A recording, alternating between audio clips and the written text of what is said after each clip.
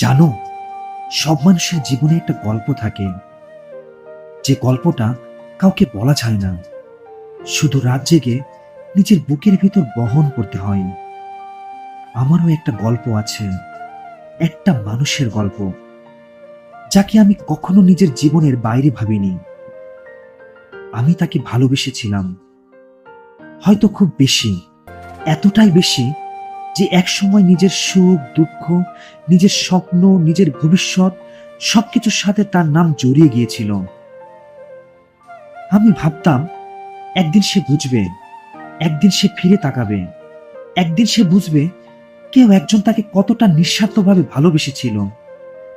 কিন্তু সব অপেক্ষার শেষ ফিরে পাওয়া দিয়ে হয় না, কিছু অপেক্ষার শেষ হয় নীরবতায়।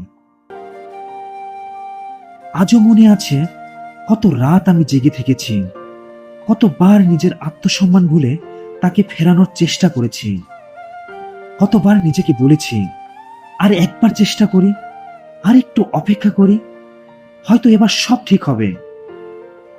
কিন্তু যে মানুষ চলে যাওয়ার সিদ্ধান্ত নিয়ে ফেলে, তাকে ধরে রাখার মতো শক্তি পৃথিবীর কোনো ভালোবাসার নেই। সবচেয়ে কষ্টের কথা কি জানো?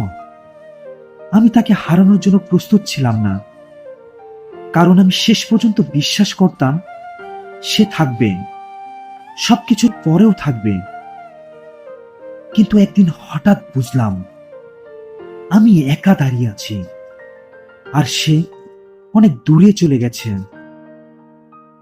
তারপর থেকে প্রতিটা সকাল শুরু হয় একটা শূন্যতা নিয়ে, প্রতিটা রাত শেষ হয় একটা দীর্ঘশ্বাস দিয়ে।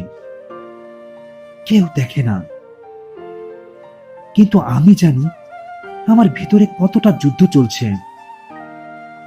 অনেকেই বলে সময় সব ঠিক করে দেয়, কিন্তু তারা জানে না সময় সবকিছু ঠিক করে না।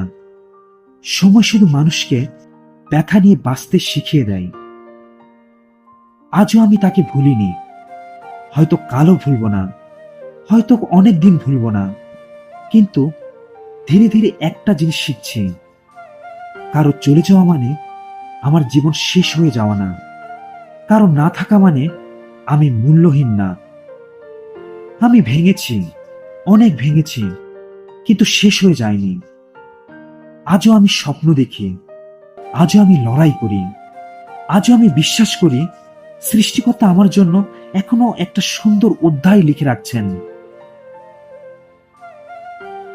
আর যদি কোনোদিন আবার দেখা হয়, আমি হয়তো কিছুই বলবো না, শুধু মনে মনে বলবো, তুমি আমার জীবনের সবচেয়ে সুন্দর কষ্ট ছিলে, আর আমি তোমাকে সত্যিই ভালোবেসেছিলাম।